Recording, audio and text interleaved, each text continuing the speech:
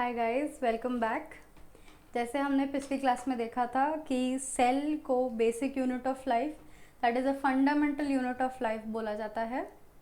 साथ साथ इसको structural and functional unit of life भी बोला जाता है। Very important statement, structural and functional unit of life. Structural unit क्यों? क्योंकि जब बहुत सारे सेल्स, एक टाइप के सेल्स एक साथ आते हैं तो दे मेक टिश्यूज़। जब बहुत सारे सेम टाइप के सिमिलर फंक्शन परफॉर्म करने वाले टिश्यूज़ एक साथ आते हैं तो they form organs. And when multiple organs come together to perform some particular function they form organ systems, right. और ऐसी बहुत सारी ऑर्गन सिस्टम्स एक साथ, जब एक साथ वेल कोऑर्डिनेटेड तरीके से काम करती है तो एक फुल्ली फंक्शनिंग बॉडी होती है, राइट। इसीलिए सेल को स्ट्रक्चरल यूनिट बोला जाता है। अब सेल को फंक्शनल यूनिट क्यों बोला जाता है? क्योंकि हमारे जितने भी बॉडीली फंक्शंस हैं वो सारे सेल्यूलर लेवल पर काम करते हैं। सारे ऑर्गन्स खुद होके पूरे ऑर्गन लेवल पर काम नहीं करते, सेल्यूलर लेवल पर काम होता है। इसीलिए हमें दिखता है कि ऑर्गन काम कर रहा है, ठीक है। इसीलिए उसको बेसिक फंक्शनल यूनिट भी बोला जाता है। Hence cell is the structural and functional unit of life. उसके बाद हमने देखा सेल की डिस्कवरी कैसे हुई। सेल की डिस्कवरी हुई by a person called Robert Hooke. उन्होंने कॉर्क सेल्स को एक प्रिमिटिव माइक्रोस्कोप के अंडर ऑब्जर्व किया और उन्होंने देखा कि वो एक हनीकॉम्ब स्ट्रक्चर में है। एक हनीकॉम्ब स्ट्रक्चर जो यहाँ आपको ऐसा दिखाई दे रहा है, इस स्ट्रक्चर में उनको सेल्स दिखाई दिए। अब उन्हें लगा ये तो जेल जैसा दिख रहा है, इसीलिए जेल को सेल बोलते हैं, इसीलिए इसको भी सेल बोला उन्होंने, right. Then there was another scientist जिनका नाम था रॉबर्ट ब्राउन। उन्होंने ऑब्जर्व किया कि सारे सेल्स के बीच में ये एक ओपेक स्पॉट दिखाई दे रहा है। जब इसकी स्टडी की गई तो हमारा न्यूक्लियस डिस्कवर हुआ, राइट। उसके बाद दो साइंटिस्ट आए, श्लेडन एंड श्वान, जिन्होंने सेल थियोरी प्रेजेंट की। उस सेल थियोरी में क्या लिखा था? That all plants and animals are made up of cells and cell is the basic unit of life, ये उन्होंने बोला। उसके बाद वर्चव, इन्होंने सेल थियोरी को आगे और एक्सप्लेन किया और एक्सप्लेन करते हुए उन्होंने ये बोला कि all cells come from pre existing cells, that all the cells, ये जो सेल्स हैं ये come from a pre existing cell. कोई एक पेरेंट सेल पहले होगा, उन्होंने ही ये आगे नए सेल्स को आगे बनाया है। All the cells have cell parents, alright। उसके बाद हमने देखा difference between unicellular and multicellular organisms. Uni का मतलब है वन, यूनिसेल्यूलर, और मल्टी का मतलब है मेनी। सो यूनिसेल्यूलर वो ऑर्गेनिजम्स जो एक ही सेल के हैं, जैसे बैक्टीरिया और अमीबा, इनमें सारे फंक्शंस वो एक अकेला सेल ही परफॉर्म करता है। मल्टी सेल्यूलर जैसे प्लांट्स हैं, एनिमल्स हैं, हम ह्यूमन बींग्स हैं, हमारे अंदर बहुत सारे सेल्स हैं और सारे सेल्स को स्पेसिफिक फंक्शन दिया गया है। सारे सेल्स अपना अपना काम कर रहे हैं, वेयर एज यूनिसेल्यूलर में सारे काम एक ही सेल करता है, राइट। उसके बाद हमने डिफरेंट टाइप्स ऑफ सेल्स देखे थे, जैसे muscle cell, nerve cell, fat cell, फिर हमने देखा था ovum, sperm, bone cell, blood cells, right. अब आज हम करने वाले हैं cell membrane. Now cell membrane क्या होता है? It is the outermost covering of a cell. जैसे हमारे घर में कंपाउंड वॉल है या गेट है या वॉचमैन है या दीवारें हैं, ये सब क्यों है? ताकि बाहरी चीज़ें, बाहरी जैसे धूल, मिट्टी, बारिश, कचरा, ये सब घर के अंदर नहीं आना चाहिए, राइट। चोर, तो ये हमारी प्रोटेक्टिव कवरिंग है। वैसे ही सेल को भी एक प्रोटेक्टिव कवरिंग होती है जिसका नाम होता है सेल मेम्ब्रेन, राइट। तो ये आउटर मोस्ट कवरिंग होती है सेल की, जो सेल के कंटेंट्स को बाहरी एनवायरनमेंट से सेपरेट कर देगी, ठीक है। अब ये सेल मेम्ब्रेन होती है डबल लेयर की, ऐसी मैचस्टिक जैसी डबल लेयर की होती है। ये इसको ऐसे दिखती है, ये सेल मेम्ब्रेन का स्ट्रक्चर ऐसा होता है। ये फॉस्फोलिपिड्स और प्रोटीन्स से बनी होती है, right. Now this double layer, इसमें क्या होता है, ये जो सर्कुलर पार्ट है ये वाला, right, this loves water, this part loves water. तो इससे क्या होता है, यहाँ पर सेल मेम्ब्रेन के पानी रहता है, right, and this part it hates water. तो यहाँ पर पानी बिल्कुल ये रहने ही नहीं देता। तो इससे सेल मेम्ब्रेन की हेल्प ही होती है कि यहाँ पर हमको पानी रहता है और यहाँ पर इन लोगों को पानी नहीं मिलता, right. Now cell membrane since it is fluid in nature, वो बहुत ही फ्लेक्सिबल होता है, बहुत ही फ्लेक्सिबल होता है क्योंकि वो फ्लूइड होता है। हमने देखा अभी पानी रहता है आजू बाजू, तो फ्लूइड नेचर के कारण वो बहुत ही फ्लेक्सिबल रहता है। अब फ्लेक्सिबिलिटी के क्या एडवांटेजेस हैं सेल मेम्ब्रेन के, किसको एडवांटेज मिलता है, अमीबा, जैसे ये अमीबा है, राइट। अब अमीबा के सामने अगर कोई फूड पार्टिकल रहे, राइट, तो अमीबा का जो सेल मेम्ब्रेन है ये फ्लेक्सिबल है, राइट। तो amoeba can stretch it cell membrane और फूड पार्टिकल के करीब आ सकता है स्ट्रेच कर करके अपने आप को, और धीरे धीरे ये फूड पार्टिकल को एनगल्फ कर लेगा amoeba. So the flexibility of a cell membrane is very advantageous for organisms like amoeba to get their food. अपना खाना खाने के लिए, अपने न्यूट्रिशन के लिए, यूनिसेल्युलर ऑर्गेनिजम्स के लिए तो बहुत ही फायदेमंद चीज़ है फ्लेक्सिबिलिटी सेल मेम्ब्रेन की, ठीक है। Coming to functions of a cell membrane, जैसे separate cytoplasm from the outer environment. Cytoplasm ये मटेरियल है जो सेल के अंदर रहता है, इसको हम बाद में डिटेल में पढ़ेंगे। ये जो मटेरियल है अंदर सेल मेम्ब्रेन के, ये साइटोप्लाज्म होता है, ठीक है। इसके बारे में हम डिटेल में आगे पढ़ने वाले हैं।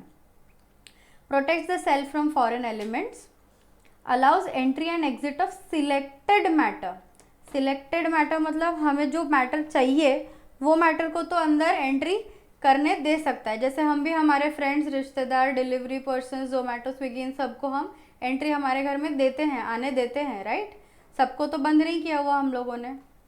सो वैसे ही selected matter like selected people, it allows selected matter like oxygen, water, ये सब अंदर, एंड कार्बन डाइऑक्साइड और एक्सेस वाटर, ऑक्सीजन, ये सब बाहर भी अलाउ करता है। Hence it is called a selectively permeable membrane also. What is it called? Selectively permeable membrane, right. अब ये सिलेक्टिवली परमिएबल जो मेम्ब्रेन है, परमिएबिलिटी जो है, ये हेल्प करेगी डिफ्यूजन और ऑस्मोसिस के प्रोसेसेस में। किसमें? डिफ्यूजन और ऑस्मोसिस। नाउ डिफ्यूजन क्या है? ये ट्रांसपोर्टेशन का प्रोसेस है गैशियस मॉलिक्यूल्स का। गैशियस मॉलिक्यूल्स के ट्रांसपोर्टेशन, जहाँ से कॉन्सेंट्रेशन ज़्यादा है, फ्रॉम एन एरिया जहाँ से कॉन्सेंट्रेशन ज़्यादा है टू एन एरिया जहाँ कॉन्सेंट्रेशन कम है। अब कॉन्सेंट्रेशन का क्या मतलब हुआ? जैसे फॉर एग्जांपल एक ग्लास पानी है और एक बकेट पानी है, राइट। अब मैं 2 चम्मच शक्कर एक ग्लास पानी में डाल रही हूँ और वही 2 चम्मच शक्कर एक बकेट पानी में डालती हूँ, राइट। शक्कर उतनी ही है 2 चम्मच, पर एक ग्लास में डाली हुई है और एक बकेट में डाली हुई है, राइट। कौन सा पानी आपको ज़्यादा मीठा लगेगा? नेचुरली ग्लास वाला, राइट। क्यों? क्योंकि उसमें पानी कम है। So same amount of sugar कम पानी में और सेम अमाउंट ऑफ शुगर ज़्यादा पानी में, तो पानी जो कम है वो कॉन्सेंट्रेटेड है, ज़्यादा कॉन्सेंट्रेटेड है, और जो बकेट है वो पानी कम कॉन्सेंट्रेटेड है। शक्कर उतनी ही है दोनों में, लेकिन पानी के कंटेंट की वजह से कॉन्सेंट्रेशन में डिफरेंस आया है। Gate my point?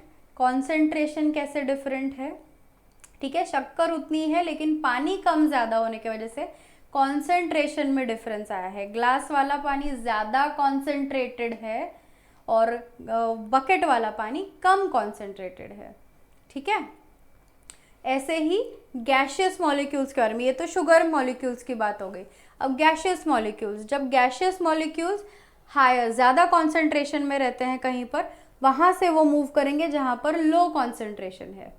जैसे रेस्पिरेशन की वजह से अगर सेल के अंदर कार्बन डाइऑक्साइड का कॉन्सेंट्रेशन ज़्यादा बढ़ जाता है, या वेस्ट सब्सटेंसेस की वजह से कार्बन डाइऑक्साइड का कॉन्सेंट्रेशन ज़्यादा बढ़ जाता है, तो बाहरी एनवायरनमेंट के कंपैरिजन में सेल के अंदर कॉन्सेंट्रेशन ज़्यादा है, बाहर के एनवायरनमेंट में कार्बन डाइऑक्साइड है लेकिन कॉन्सेंट्रेशन कम है, राइट। सो ये कार्बन डाइऑक्साइड मॉलिक्यूल्स अंदर से, सेल के अंदर से बाहर डिफ्यूज हो जाएंगे थ्रू द सेल मेम्ब्रेन, क्योंकि वो सेमी परमिएबल है। परमिएबल इज जहाँ से, पोरस है, जहाँ से मॉलिक्यूल्स अंदर या बाहर कर सकते हैं, राइट। तो गैशियस मॉलिक्यूल्स के अंदर बाहर होने को डिफ्यूजन बोला जाता है। सेम वे वाटर मॉलिक्यूल्स या किसी भी सॉल्वेंट के मॉलिक्यूल्स, लिक्विड के मॉलिक्यूल्स अगर अंदर बाहर करते हैं तो उनको ऑस्मोसिस बोला जाता है। क्या कहा जाता है? ऑस्मोसिस, ठीक है। तो डिफ्यूजन गैशियस मॉलिक्यूल्स के लिए है, ऑस्मोसिस लिक्विड या सॉल्वेंट मॉलिक्यूल्स के लिए है, ठीक है। अब आप एक काम करिए, मैं हो जाती हूँ गायब, आप लोग ये थोड़ा सा रीड करिए, डिफ्यूजन एंड ऑस्मोसिस, ठीक है, and I will be back. Okay guys, let us start. I hope आपने पढ़ लिया होगा डिफ्यूजन एंड ऑस्मोसिस। अब मैं आपको एक नया कॉन्सेप्ट बताती हूँ। इमेजिन करो कि अपने पास एक बीकर है जिसमें पानी है, राइट, और एक सेल मैंने रखा हुआ है, इसमें रेजिन रखा हुआ है, ठीक है। अब इस रेजिन के साथ साथ यहाँ पर पानी में जो है बहुत सारा एक सॉल्यूट, कोई मटेरियल मैंने डिज़ोल्व करके रखा हुआ है। इस पानी में बहुत ज़्यादा मटेरियल है, राइट, पर वही मटेरियल पानी, ये सेल के अंदर बहुत ही कम है, राइट। सेम वे यहाँ पर एक रेजिन है जिसके अंदर बहुत ही ज़्यादा कॉन्सेंट्रेशन में कोई सोल्यूट है, ठीक है। अब क्या होगा, बाहर जो है काफ़ी कम अमाउंट में कॉन्सेंट्रेटेड सोल्यूट है, ठीक है।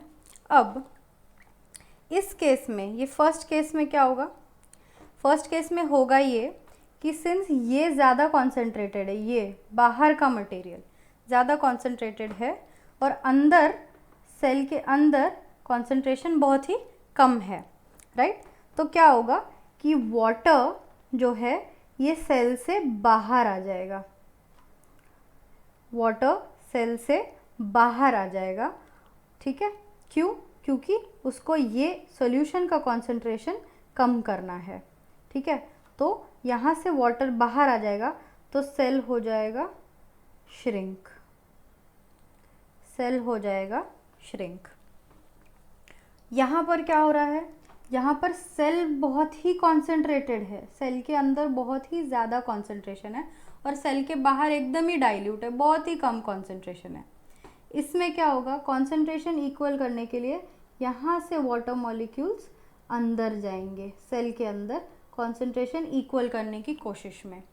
सो क्या होगा कि ये सेल के अंदर पानी भर जाएगा, तो this cell will become fat, the cell will swell, okay. अब जहाँ पर सेल श्रिंक हो रहा है, ऐसे सॉल्यूशन जहाँ बाहर कॉन्सेंट्रेशन ज़्यादा है और अंदर कॉन्सेंट्रेशन कम है, ऐसे सॉल्यूशन को हाइपरटोनिक सॉल्यूशन बोलते हैं। क्या कहते हैं? Hypertonic solution. और यहाँ पर जिसमें वाटर मॉलिक्यूल सेल के अंदर जाके सेल को स्वेल कर देंगे, उसको हाइपोटोनिक सॉल्यूशन बोलते हैं। क्या बोलते हैं? Hypotonic solution. अब ये हाइपरटोनिक और ये हाइपोटोनिक, ये दोनों भी कंफ्यूजिंग लग सकता है, तो आप एक चीज़ याद रख सकते हो, ये जो सेल स्वेल हो रहा है मतलब मोटा हो रहा है, राइट, तो इस हाइपो को आप याद रख सकते हो हिप्पो के नाम से। हिप्पो कैसा मोटा मोटा होता है, वैसे ही ये सेल भी मोटा हो रहा है, तो you can remember this as hippo, right. जब सेल भी मोटा हो रहा है और हिप्पो भी मोटा होता है तो हाइपो को हिप्पो के रेफरेंस से आप याद रख सकते हो, तो आपको कन्फ्यूजन नहीं होगा। ठीक है, सो जहाँ पर वाटर मॉलिक्यूल्स सेल से बाहर आते हैं सोल्यूशन में, सोल्यूशन को डाइल्यूट करने के लिए, वो हाइपरटोनिक सोल्यूशन हुआ। और जहाँ पे वाटर मॉलिक्यूल सेल के अंदर जाएंगे डाइल्यूट सोल्यूशन से कॉन्सेंट्रेटेड इसमें, उसको हाइपोटोनिक सोल्यूशन बोला जाएगा। ओके, एक और सोल्यूशन होता है जिसको कहा जाता है आइसोटोनिक सोल्यूशन। आइसोटोनिक सोल्यूशन में क्या होता है, सारे अमाउंट्स इक्वल रहते हैं, सोल्यूट भी इक्वल रहेगा और वाटर मॉलिक्यूल्स भी इक्वल रहेंगे। उसमें सेल के अंदर भी पानी जाएगा और सेल के बाहर भी पानी जाएगा, right, both directions it will work. तो क्या होगा, एंड में cell will remain the same size. इसमें कहीं कोई कॉन्सेंट्रेशन डिफरेंस नहीं है, no difference in concentration. Okay, तो ये 3 टाइप के हमारे सॉल्यूशंस हुए, hypertonic, hypotonic and isotonic. Okay, अब देखो ये टेबल को एक बार आप रेफर करिए, इसमें बहुत ही शॉर्ट में बहुत सिंपल तरीके से दिया हुआ है तीनों सॉल्यूशंस में क्या होता है। ऑलराइट, इसको रेफर करिए and I will be back. I hope this is clear now. चलिए अब हम आगे बढ़ते हैं सेल वॉल की तरफ, राइट। अब सेल वॉल एक ऐसा पार्ट है जो सिर्फ प्लांट सेल्स में ही पाया जाता है, एनिमल सेल्स में ये प्रेजेंट नहीं होता। अब ये प्लांट सेल की आउटर मोस्ट कवरिंग हो गई। हमने देखा था cell membrane is the outermost covering of a cell, but now cell wall has come. तो अब सेल वॉल क्या है, ये आउटर मोस्ट कवरिंग है क्योंकि ये सेल मेम्ब्रेन के भी बाहर होती है, लेकिन सिर्फ प्लांट सेल्स में। ठीक है, ये डायग्राम देखो यहाँ पर, इस डायग्राम में आपको जो ये पार्ट नज़र आ रहा है ना, ये पूरा जो बाहर का खाली पार्ट है, this is the cell wall. Okay, ये है सेल मेम्ब्रेन के बाहर की एक लेयर जो प्लांट सेल्स में हमको मिलेगी। ये बनी होती है सेल्यूलोज से। किससे बनी होती है, सेल्यूलोज से। सेल्यूलोज क्या करता है, स्ट्रक्चरल स्ट्रेंथ प्रोवाइड करेगा ना। What is structural strength, power to stand upright. ये उतना उस चीज़ को कड़क या उतना उस चीज़ को रिजिड बनाएगा कि प्लांट आपका खड़ा हो सके। ये काम सेल्यूलोज का है, right. It is a rigid covering composed of cellulose. अब हाइपोटोनिक मीडियम में, हाइपोटोनिक मीडियम हमने देखा था हाइपो, हिप्पो, अभी हमारी बात हुई थी, राइट, जिसमें पानी सेल के अंदर जाता है और सेल स्वेल हो जाएगा, राइट। अब पानी सेल के अंदर जाएगा और सेल स्वेलअप हो जाएगा तो सेल प्रेशर एक्सर्ट करेगा सेल वॉल के ऊपर, राइट। सेल का तो साइज बढ़ रहा है। अब सेल वॉल का यहाँ पर एडवांटेज ये है कि cell wall equal pressure exert करेगा वापस सेल के ऊपर। इससे क्या होगा, सेल बर्स्ट होने से बचेगा। जितना प्रेशर सेल मेम्ब्रेन या सेल वॉल के ऊपर देगा, उतना ही इक्वल प्रेशर सेल वॉल उस सेल के ऊपर भी देगा, राइट। इससे सेल बर्स्ट होने से बच जाएगा, राइट।